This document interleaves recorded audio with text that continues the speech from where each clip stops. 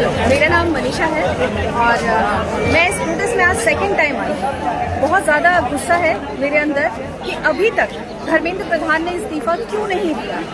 मैं चाहती हूँ कि ये सब यहाँ से उठ जाएं और धर्मेंद्र प्रधान अपना इस्तीफा दें जल्दी से जल्दी, क्योंकि मैं देख रही हूँ यहाँ पे कुछ लोग हंगर स्ट्राइक पे भी बैठे हुए हैं। ऐसा क्या गुरूर है उनको कुर्सी का कि वो कुर्सी नहीं छोड़ना चाहते। मैं बहुत से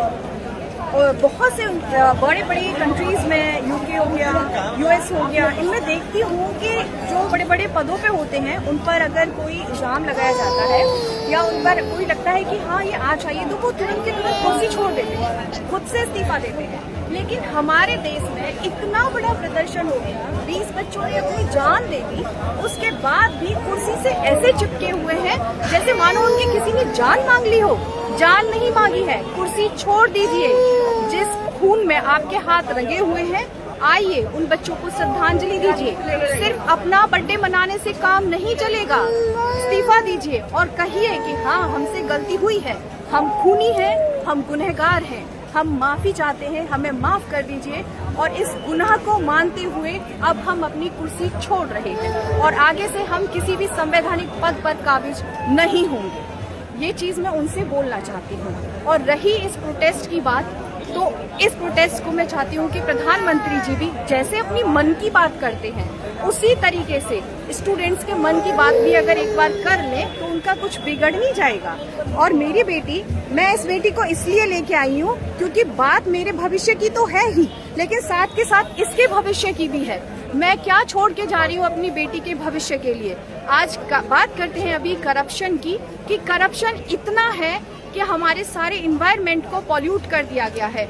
हवा हमें स्वच्छ नहीं मिल रही है। हमसे कह रहे हैं कि एयर प्यूरिफायर खरीद लीजिए। क्यों खरीद लें? क्या टैक्स नहीं देते? क्या स्वच्छ हवा का अधिकार हमें नहीं है?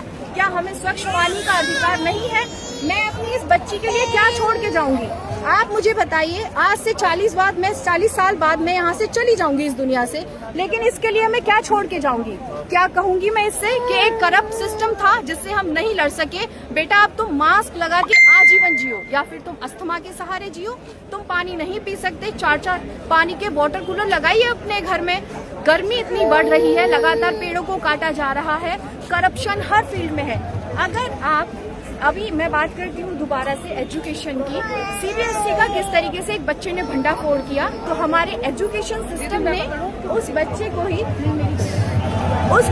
ही बोल दिया कि पाकिस्तानी है वो बच्चा।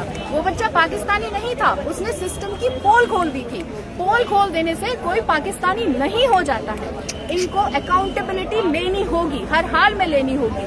ये प्रोटेस्ट ऐसे ही चलेगा जब तक धर्मेंद्र प्रधान इस्तीफा नहीं देते। और एक और चीज का जो मुझे सबसे ज्यादा डर मुझे इस चीज का है कि धर्मेंद्र प्रधान के इस्तीफा देने के बाद जब उन पे बहुत ज्यादा प्रेशर आएगा, हालांकि वो अभी इस मूड में लग नहीं रहे हैं, लेकिन वो इस्तीफा दे भी देते हैं, तो कहीं ऐसा न हो कि हमारी जो ये सरकार है जो अकाउंटेबिलिटी ले नहीं रही है, वो धर्मेंद्र प्रधान से भी किसी महान व्यक्ति को लाकर उस शिक्षा मंत्री की कुर्सी पर नाकाबिज कर दे। तो डर मुझे इस बात का भी है, कहीं ऐसा न हो कि आज नीट का हर एग्जाम लीक हो रहा है। हमने देखा किस तरीके से यूपीएससी में लेटरल एंट्री को घुसा दिया गया। जरूरत क्या थी? ईडब्ल्यूएस का मुद्दा आया, जब हमने आरक्षण आया था, तो आरक्षण आने के वक्त हमसे बोला गया था कि जो डिप्रेस क्लास है उसको ऊपर लाने के लिए आरक्षण लाया गया है। बाबा साहब ने जिस वक्त आरक्षण दिया था, उन्होंने कहा था कि जब डिप्रेस क्लास ऊपर आ जाए, आपको लगे कि वो क्लास ऊपर आ गई है, इक्वल हो गए हैं, तब इसको खत्म कर देना। लेकिन वो खत्म नहीं किया गया। खत्म करने की मांग उठती है, आप उस मांग को क्यों उठाते हो? क्या आपने उस डिप्रेस क्लास को ऊपर लेके आए? नहीं लेके आए ना। फिर आपने क्या किया? चलो आरक्षण को खत्म नहीं कर सकते, जनता को बुरा लग जाएगा, देश की बहुत बड़ी आबादी है, वो बहुत ज्यादा बुरा मान जाएगी, तो ऐसा करते हैं, कान यहाँ से ना सही यहाँ से पकड़ लेते हैं। ईडब्ल्यूएस घुसा दिया, लेटरल एंट्री घुसा दी और पेपरों को लीक ही कर दिया। पूरा सिस्टम चरमरा गया। एक बात मैं पूछना चाहती हूँ अपने देश के प्रधानमंत्री जी से, बिना शिक्षा के आप इस देश को कहाँ ले जाएंगे? बिना स्वास्थ्य के आप इस देश को कहाँ ले जाएंगे?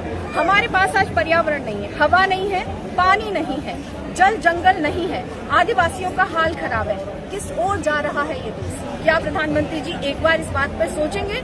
किसी संवैधानिक पद पर काबिज होने का मतलब है कि आप उस देश के लोगों की जिम्मेदारी ले रहे हो। लेकिन क्या उन्होंने इस चीज की जिम्मेदारी ली? क्या आज वो किसी देश के, भारतवासी के किसी एक भी व्यक्ति की जिम्मेदारी ले रहे हैं, या फिर इटली में सिर्फ मेलोडी बेच रहे हैं? क्या ये जरूरी है या फिर देश जरूरी है? आज वो, मैंने देखा कि वो सेसल्स गए, कछुओं से मिल रहे हैं। क्या ये सब पड़े हुए सारे लोग कछुओं से भी बेकार हैं? ये जितनी आबादी यहाँ पे पड़ी हुई है, क्या उनसे नहीं मिला जा सकता? ये कछुओं से भी बेकार है, ये कछुए हैं। हाँ, आपने कॉकरोच तो बोल ही दिया। सेशल्स में जाके आप कछुओं से मिल सकते हो, उनसे लाड प्यार जता सकते हो। ये कौन है? कीड़े मकोड़े तो आप बोल ही चुके हो, फिर ये कौन है? मैं पूछना चाहती हूँ, मुझे एक बार इस चीज का आंसर चाहिए। हाल ही में अभी एक और चीज हुई कि जब इलेक्शन कमीशन आया, इलेक्शन कमीशन ने कहा कि आधार कार्ड लीगल नहीं है, आपका जो पैन कार्ड है वो लीगल नहीं है। अभी क्या हुआ कि आपका पासपोर्ट भी लीगल नहीं है। मैं पूछना चाहती हूँ प्रधानमंत्री जी, क्या नागरिकता साबित करने के लिए तैयार हैं?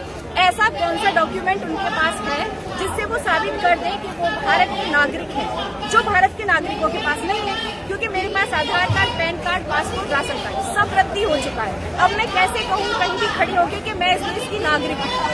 जब मैं नहीं कह सकती, जब मैं अपनी नागरिकता साबित नहीं कर सकती, तो प्रधानमंत्री जी भी एक बार अपनी नागरिकता साबित करें सबके सामने, क्योंकि उनके पास तो डिग्री आती है। कितने सालों से केस चल रहा है, वो अपनी डिग्री तक नहीं दिखा पाए। उन्होंने खुद एक्सेप्ट किया था, भाई मैं तो कोई पढ़ा लिखा व्यक्ति हूँ ही नहीं।